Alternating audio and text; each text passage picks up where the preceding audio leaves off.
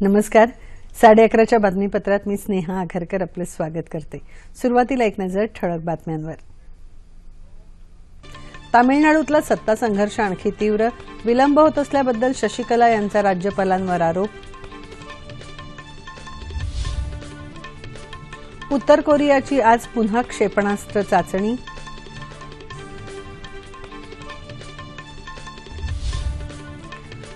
विमुद्रीकरणादरम्यान बँकांमध्ये जमा झालेल्या रोख रकमेवरील विचारणांवर उत्तर देण्याची मर्यादा प्राप्तिकर विभागाने वाढवली.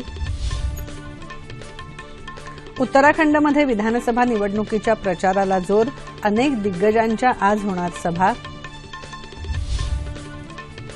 ठाणे महापालिकेत भाजपची सत्ता आली तर दिव्याचं डम्पिंग ग्राउंड लवकरच बंद करू, मुख्यमंत्र्यांचं आश्वासन.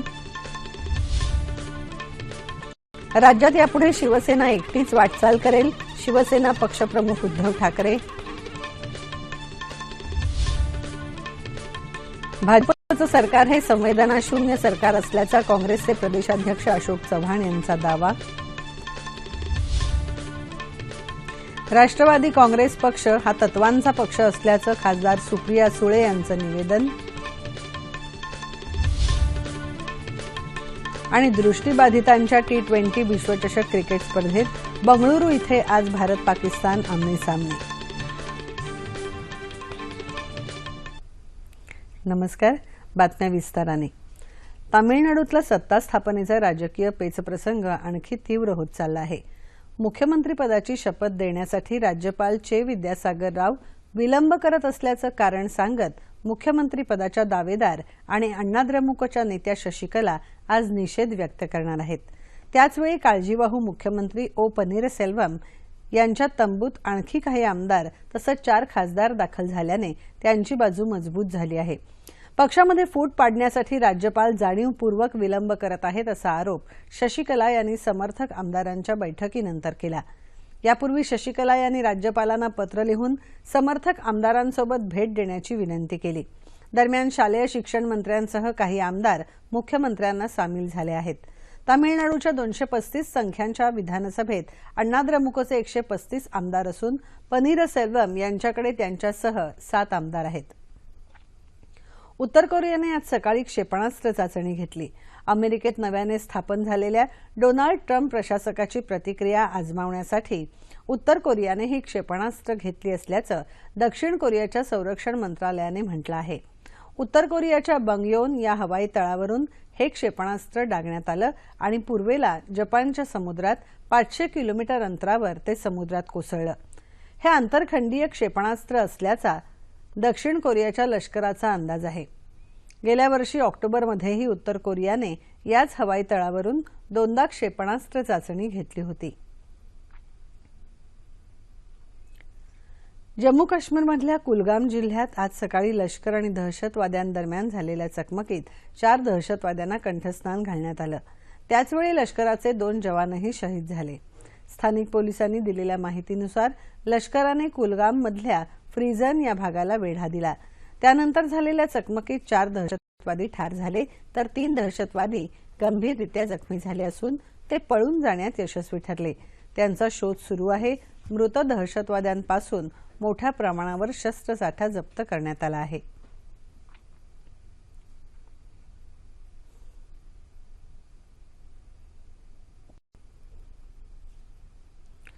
विमुद्रीकरणादरम्यान बँकांमध्ये जमा झालेल्या रोख रकमेवरील विचारणांवर उत्तर देण्याची मर्यादा प्राप्तिकर विभागात 15 फेब्रुवारीपर्यंत वाढवून दिली आहे.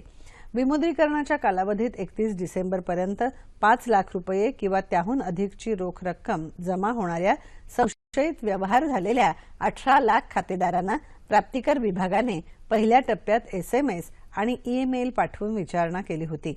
त्याला उत्तर देण्यासाठी ही मुदतवाढ देण्यात आली आहे.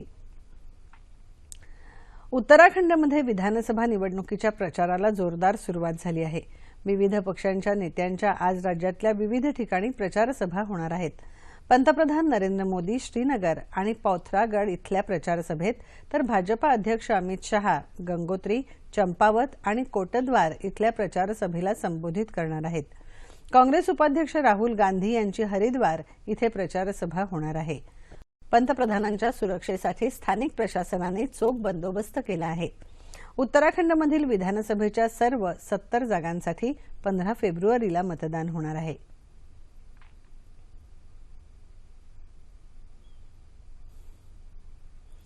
ठाणे महानगरपालिकेत भाजपच्या हाती सत्ता आली तर दिव्याचं डम्पिंग ग्राउंड वर्षभरात बंद करू असं आश्वासन मुख्यमंत्री देवेंद्र फडणवीस यांनी काल दिवा इथल्या प्रचार सभेत दिलं। MMRDAच्या माध्यमातून दिवा गाव दत्तक घेऊन विकास करू असंही त्यांनी यावेळी सांगितलं।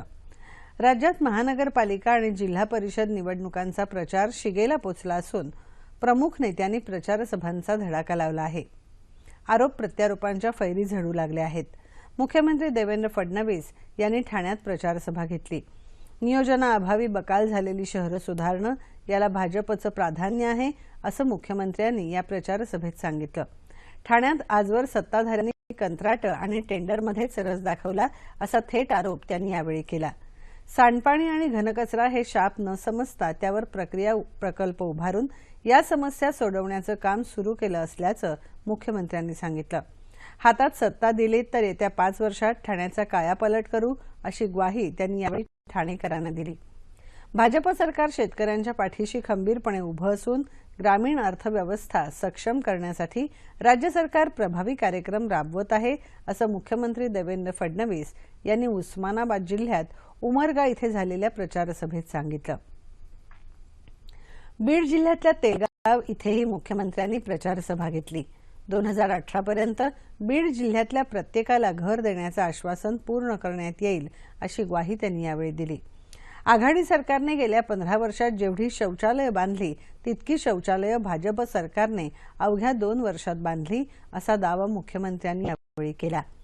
माजी उपमुख्यमंत्री दिवंगत गोपीनाथ मुंडे यांच्या जन्मतारखेच्या वादावरून त्यांनी अजित पवार यांच्यावर यावेळी टीकेची झोड उठवली।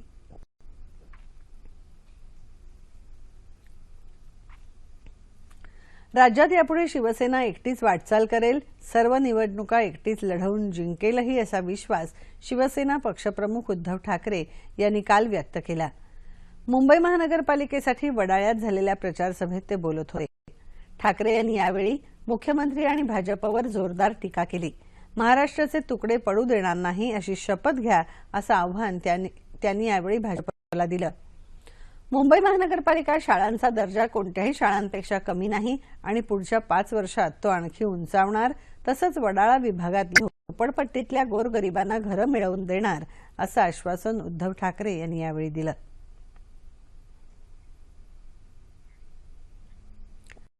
भाजप सरकार हे संवेदनाशून्य सरकार असून महाराष्ट्रात शेतकऱ्यांचं कर्ज माफ करावं यासाठी काँग्रेसने मोर्चे काढले, मात्र भाजपा शिवसेना सरकारला त्याबाबत काहीही देणं घेणं नाही अशी टीका काँग्रेसचे प्रदेशाध्यक्ष अशोक चव्हाण यांनी केली। जळगाव जिल्ह्यातल्या जामनेर इथं जिल्हा परिषद निवडणुकीच्या प्रचारासाठी काँग्रेस आणि राष्ट्रवादी काँग्रेसने आयोजित केलेल्या जाहीर सभेत ते बोलत होते। भाजपचं सरकार दिशाहीन असल्याचंही त्यांनी सांगितलं। दरम्यान नागपुरात काल अशोक चव्हाण यांच्या उपस्थितीत काँग्रेसची प्रचार सभा आयोजित करण्यात आली होती, मात्र या सभेत एका अज्ञात व्यक्तीने शाई फेक केल्यामुळे गोंधळ निर्माण झाला।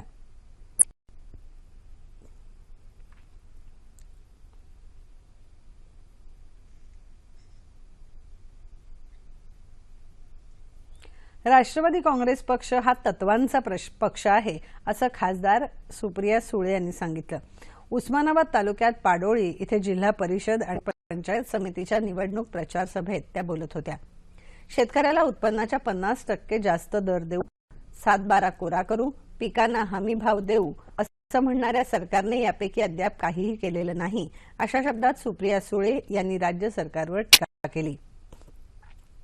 सेना भाजपनं एकमेकांची उणीधुणी काढावीत, त्याला आमचा विरोध नाही, मात्र त्यांनी महाराष्ट्रासाठी काय केलंय याचं उत्तर द्यावं असंही त्या म्हणाल्या।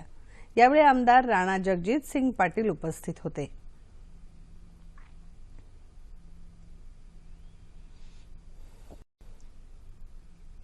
सरकारने विमुद्रीकरणाचा निर्णय घेऊन ग्रामीण भागातल्या सामान्य माणसालाच कॅशलेस केला आहे असा आरोप विधान परिषदेतले विरोधी पक्षनेते धनंजय मुंडे यांनी केला। परभणी जिल्ह्यातल्या ताडकाळस इथे जिल्हा परिषद आणि पंचायत समिती निवडणूक उमेदवारांच्या प्रचार सभेत ते बोलत होते। केंद्र आणि राज्य सरकारमुळे शेतकरी आणि गोरगरीब जनता यांची परिस्थिती विदारक आहे असं सांगत त्यांनी भाजपा सरकारवर जोरदार टीका केली।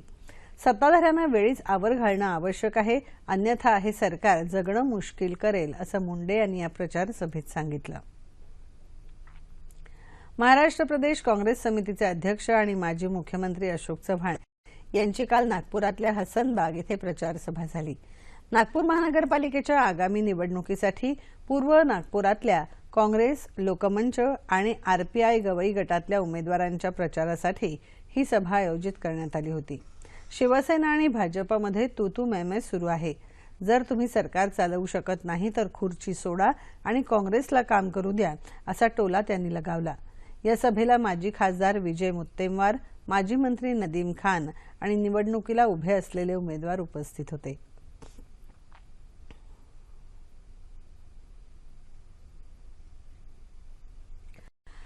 आत्ताची शिवसेना बाळासाहेबांची शिवसेना नसून ती उद्धव ठाकरे यांची शिवसेना आहे। त्यामुळे शिवसेना सरकारचा पाठिंबा काढून घेणार नाही अशी टीका काँग्रेसचे नेते नितेश राणे यांनी केली। सांगली जिल्ह्यातल्या वळसंग इथे आयोजित प्रचार सभेत ते बोलत होते। यावेळी उद्योजक सतीश चव्हाण, काँग्रेसचे जिल्हाध्यक्ष मोहन कदम उपस्थित होते। उद्धव ठाकरे आणि देवेंद्र फडणवीस रात्री चर्चा करतात आणि दिवसा परस्परांवर टीका करतात। भांडणं करण्याचं नाटक करून ते जनतेला फसवत आहेत असंही नितेश राणे म्हणाले।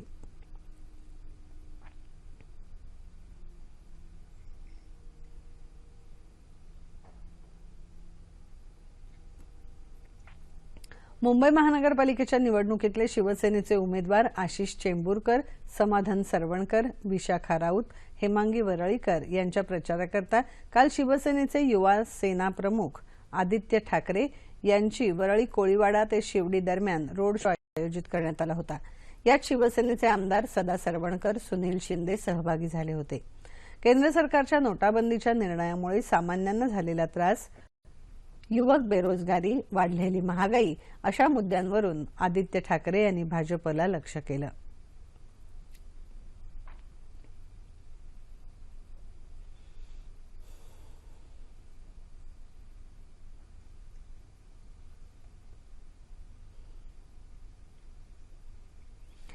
पुणे महापालिका निवडणुकीसाठी पुण्यात उद्यापासून मुख्यमंत्र्यांसह केंद्रीय मंत्र्यांच्या सभांबरोबरच स्वच्छ भारत अभियानाचे कार्यक्रमही घेण्यात येणार आहेत अशी माहिती शहराध्यक्ष योगेश गोगावले यांनी पत्रकार परिषदेत दिली। पुण्याच्या निवडणुकीसाठी मुख्यमंत्री देवेंद्र फडणवीस यांच्यासह संरक्षण मंत्री मनोहर पर्रीकर, नितीन गडकरी, प्रकाश जावडेकर यांच्याही सभा होणार आहेत। भाजपच्या प्रचारासाठी वासुदेव पारंपरिक पद्धतीने गाणी म्हणून मतदारांना भाजपला मतदान करण्याचं आवाहन करतील असंही त्यांनी यावेळी सांगितलं।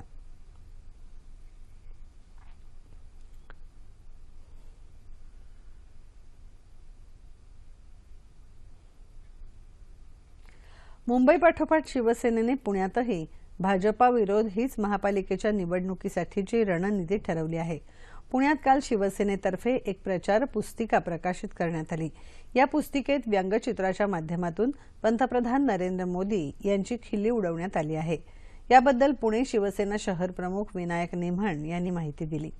या पुस्तिकेत काँग्रेस आणि राष्ट्रवादी काँग्रेसबद्दल एकही टीका नसून उलट नोटाबंदी संदर्भात माजी पंतप्रधान डॉ मनमोहन सिंग तसंच पी चिदंबरम यांची मतं छापण्यात आली आहेत।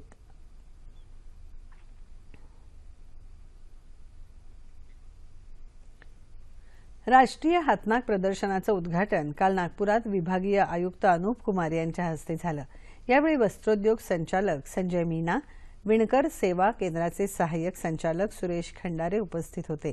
प्रदर्शनामध्ये रेशमापासून तयार करण्यात आलेल्या वेगवेगळ्या वस्तू या कामगारांच्या कलेचा उत्कृष्ट नमुना आहे। हातमाग ही कला जिवंत राहण्यासाठी आंतरराष्ट्रीय बाजारपेठ तसंच उद्योगाला प्राप्त करून देण्याची गरज असल्याचं प्रतिपादन विभागीय आयुक्त अनूप कुमार यांनी केलं। यावेळी विणकरांना प्रमाणपत्र देऊन गौरवण्यात आलं।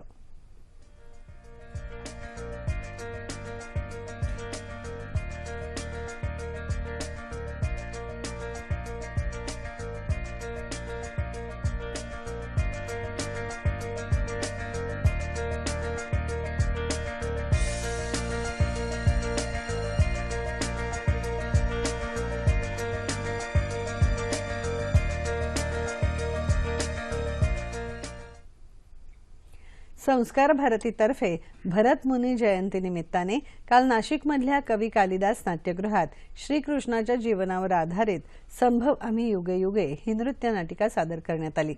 या नृत्य नाटिकेचे पश्चिम महाराष्ट्रात 10 तर संपूर्ण राज्यात 40 प्रयोग होणार आहेत।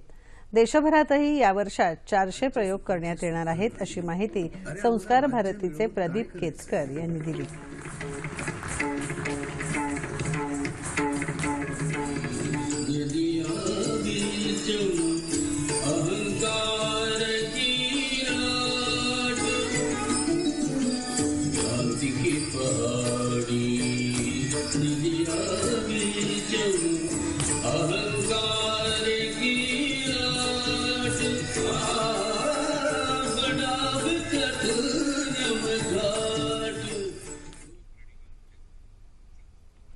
जगाला शांततेची गरज असून सर्व धर्म समभाव अंगी बाळगावा असं आवाहन मुंबईत अहमदिया मुस्लिम जमातीच्या शांतता परिसंवादात करण्यात आलं। धर्मगुरू हजरत मिजी मसरूर अहमद यांनी यावेळी मार्गदर्शन केलं। इस्लामने सदैव शांततेची शिकवणूक दिल्याचं ते म्हणाले। सर्वांसाठी प्रेम, कुणाप्रती द्वेष नाही या बोधवाक्याप्रमाणे वागण्याची गरज त्यांनी अधोरेखित केली। दुसऱ्यामध्ये फरक घडवून आणण्यापेक्षा स्वतःत बदल घडवून आणा असं माजी न्यायमूर्ती बी.जी. कोळसे पाटील म्हणाले।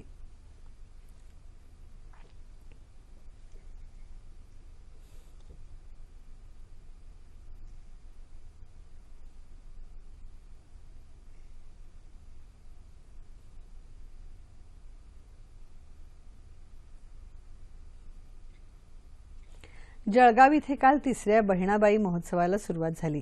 अभिनेत्री केतकी माटेगावकर हिने या महोत्सवाचं उद्घाटन केलं। या महोत्सवात जिल्ह्याभरातील 220 बचत गट सहभागी झाले आहेत। जिल्ह्यातील बचत गटांच्या वस्तूंना बाजारपेठ मिळावी या उद्देशाने हा महोत्सव गेल्या 3 वर्षांपासून आयोजित केला जात आहे। बचत गटांच्या विविध वस्तूंचं प्रदर्शन आणि विक्री तसंच विविध सांस्कृतिक कार्यक्रमांचं आयोजन करण्यात आलं आहे। हा महोत्सव 15 तारखेपर्यंत सुरू राहणार आहे।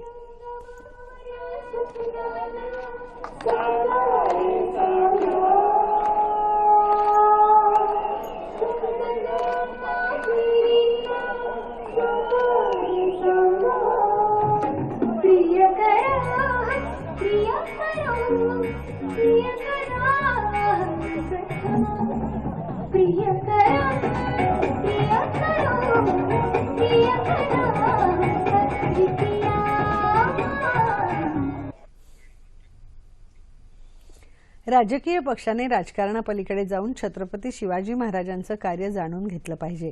त्याचबरोबर महाराजांची खरी स्मारकं असणाऱ्या गडकोट किल्ल्यांच्या संवर्धनासाठी त्यांनी पुढाकार घ्यावा असं आवाहन गडकोट किल्ले संवर्धनाचे सदिच्छादूत खासदार छत्रपती संभाजीराजे यांनी व्यक्त केलं आहे।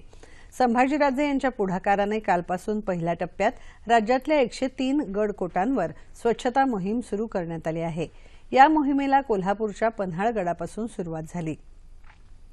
ही गडकोट स्वच्छता मोहीम 19 फेब्रुवारीपर्यंत असली तरी ती वर्षभर राबवण्यात येणार असल्याचं शिवराज्याभिषेक महोत्सव समितीने सांगितलं।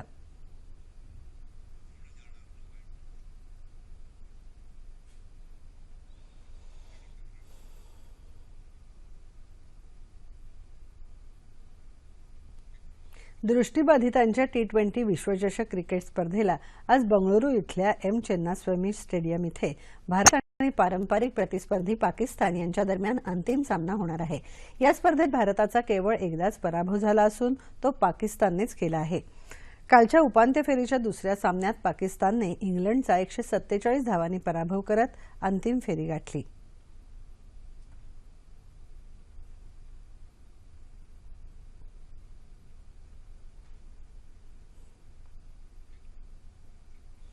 हैदराबाद क्रिकेट कसोटीत आज चौथ्या दिवशी बांगलादेशचा डाव 388 धावात आटपला।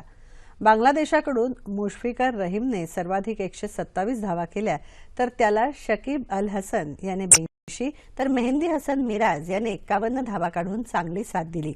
भारताने 300 धावांची आघाडी घेतली असली तरी बांगलादेशवर फॉलो ऑन लादला नाही। भारताकडून उमेश यादवने 3 तर आर अश्विन आणि रवींद्र जडेजाने प्रत्येकी 2 गडी बाद केले। बांगलादेशने फॉलो ऑन टाळल्यामुळे भारताच्या दुसऱ्या डावाला सुरुवात झाली आहे। तत्पूर्वी काल तिसऱ्या दिवसाअखेर बांगलादेशने पहिल्या डावात 6 बाद 322 धावा केल्या होत्या।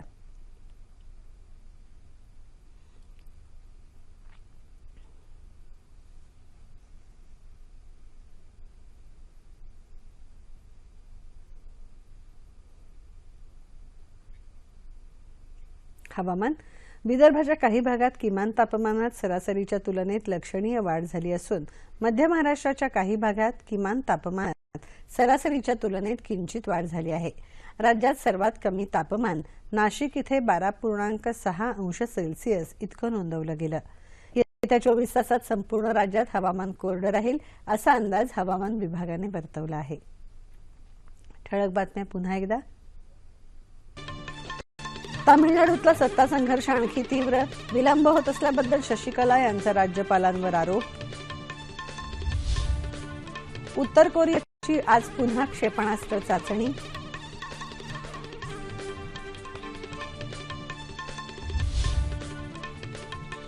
विमुद्रीकरणादरम्यान बँकांमध्ये जमा झालेल्या रोख रकमेवरील विचारणांवर उत्तर देण्याची मर्यादा प्राप्तिकर विभागाने वाढवली.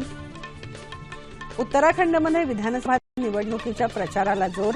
अनेक दिग्गजांच्या आज होणार सभा. ठाणे महापालिकेत भाजपची सत्ता आली तर दिव्याचं डम्पिंग ग्राउंड लवकरच बंद करू, मुख्यमंत्र्यांचं आश्वासन. राज्यात यापुढे शिवसेना एकटीच वाटचाल करेल, शिवसेना पक्षप्रमुख उद्धव ठाकरे. भाजपचं सरकार हे संवेदनाशून्य सरकार असल्याचा काँग्रेसचे प्रदेशाध्यक्ष अशोक चव्हाण यांचा दावा. राष्ट्रवादी काँग्रेस पक्ष हा तत्वांचा पक्ष असल्याचं खासदार सुप्रिया सुळे यांचं निवेदन. आणि दृष्टिबाधितांच्या T20 विश्वचषक क्रिकेट स्पर्धेत बंगळुरू इथे आज भारत पाकिस्तान आमने-सामने. याबरोबरच हे बातमीपत्र संपलं. पुन्हा भेटूया दुपारी 2:30 वाजता सह्याद्री वाहिनीवर. नमस्कार.